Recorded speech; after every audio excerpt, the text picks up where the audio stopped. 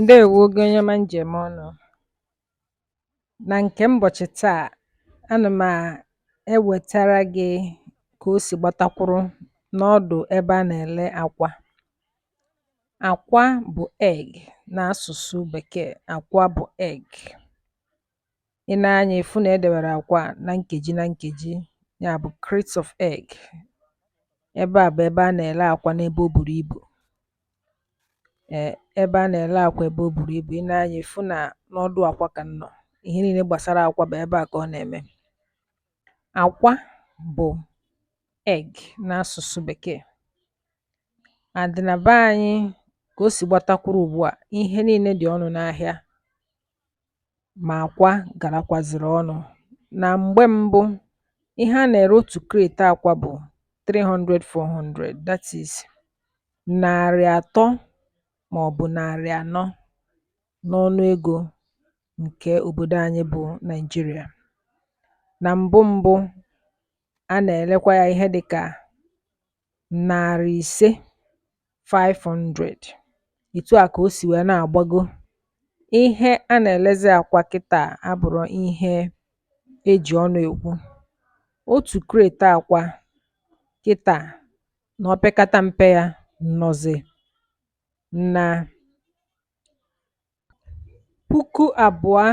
$2,500, ya bụ 2,500 n'asụsụ bekee. Otu crate akwa nọzi na $2,500. Ihe agbanweela. Na mbụ, a na-elebu otu crate $500, mana etu ihe si dịzi ọnụ n'ahịa kịta, nke akwa adịghị iche. Ya bụ na ihe agbanwego n'ahịa. Maka ị na-eje ka ị mara ego ole ya ejide, ọ ya ka m si ka m wetara gị n'ụbọchị taa, maka na akwa nọzi n'elu ọjị. Ị na-anya efu na akwa anụnwa mara abụba, makwa mma. Edowesiri ya na crate na crate. Ebe a bụ ebe a na-ele ebe o buru ibu.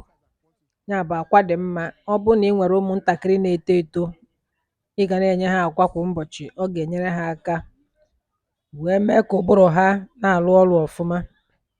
Ọ ga-enyekwara ha aka n'ito eto, maka na akwa bụ nri nke na-edozi arụ. Kaba arụ ka ị na-enye ụmụntakịrị ndị akwa ka ha wee na-eto ọfụma. Ọ bụ otu a ka o siri n'ụbọchị nke taa, dịka m si wee zụọ ya bụ ahịa. Ya bụ, ị na-eji igo akwa etinye nnukwu ego n'akpa, maka na ihe agbanwego n'ahịa. Obodo anyị agbanwego, ego anyị agbanwegokwu. Mana ọ ga-adịkwa mma ọzọ. Ya bụ, jisie ike na-enye ụmụntakịrị ndị a akwa ka ha wee na-eto eto, na-ama abụba, ka ụbụrụ ha na-arụkwa ọrụ ọfụma. Akwa dị mma, na-enyekwa ihe n'arụ. Ngwa ka emesịa, binyere anyị aka n'ihe onyonyo a. Subscribe if you have not.